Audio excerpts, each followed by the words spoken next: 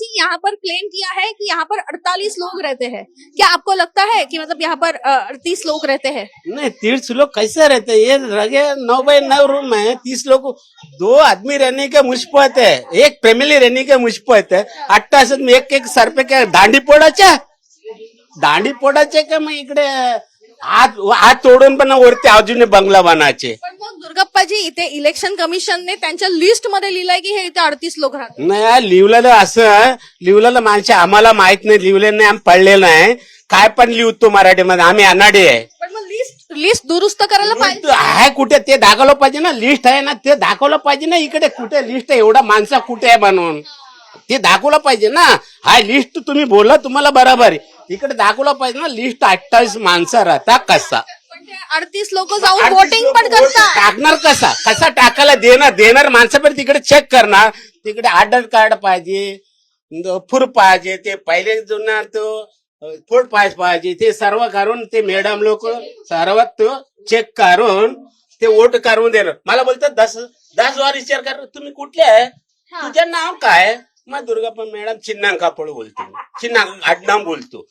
असं तुम्ही दिसत नाही, तू वेगळा दिस. असा काय थोडा म्हातारा झाला तर चेहरा तर उतरणार ना. तुम्हाला 50 प्रश्न विचारतात. 50 वेळ विचारतात ना, 50 वेळ विचारतात. थोडं थांबा, तो बाजूला नंतरला इकडे आहे. बरं, तुम्हाला 50 प्रश्न विचारतात, पण 38 लोक इथे राहतात त्यांना तेच मी विचारतो. 38 लोक राहतात कुठे इथं, ते जागा तर पाहिजे. बरोबर. तुम्हाला वाटतं की इथे मतदार इथे इलेक्शन कमिशन येऊन चेकिंग केलं पाहिजे? हा, चेकिंग करायला पाहिजे. ते लोक चेक लागला ना मनातला, येऊन चेक करायला पाहिजे. त्यांचं काम आहे, बरोबर, त्यांचं काम आहे. तुम्हाला पाठवलं, याला पाठवलं तर इथं ना भाड्यातील एक बाईक राहतो, 2 पोरी राहतो, हा छोटा फॅमिली राहतो. इकडे ते मालिक पण इकडे राहणार नाही, तिकडे भाड्याने देणार दुसरीकडे. पण मग एवढं असताना इथे एवढा मोठ्या अमाऊंट वर लोक राहतात असं सांगतात. मग इलेक्शन कमिशनची चूक नाही वाटत तुम्हाला? चूक तर आहे ना. एका घरातला मग 8 मुंबई मधली जागा कुठे भेटणार? मग जागा कुठे भेटणार? माझ्या खोल्यातलं ना, माझ्या बायका, माझे भाऊ सर्व आहे, एवढा खोल्या 10 बाय 8 आहे. त्यांच्यात राहणार कसा मी? झोपायला पण बसायला जागा नाही तर झोपणार कसा? बरोबर. तर मग हा जो 38 लोक राहतात असं सांगितलंय, रियालिटी चेक मध्ये हे रॉंग आहे असं वाटतं?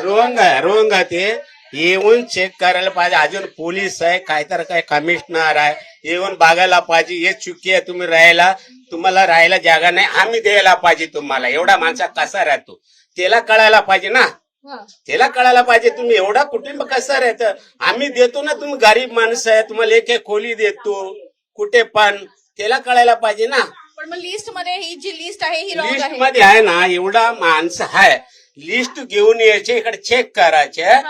मग सुट्टी असेल तर त्याला आटकाडी काढून घेऊन जायच्या. नक्कीच. तर आपण बघतोय की या ठिकाणी दुर्गप्पा जे या ठिकाणी खूप वर्षांपासून राहतात, 4 वर्षांनी राहतो मी. म्हणणं आहे की या ठिकाणी 38 लोक राहत नाहीत.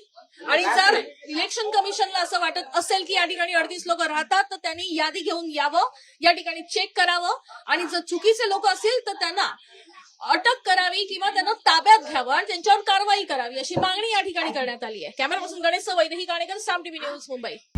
आता isakal.com आहे देशातील नंबर 1 ची मराठी न्यूज वेबसाईट. प्रत्येक अपडेटसाठी isakal.com ला नक्की भेट द्या.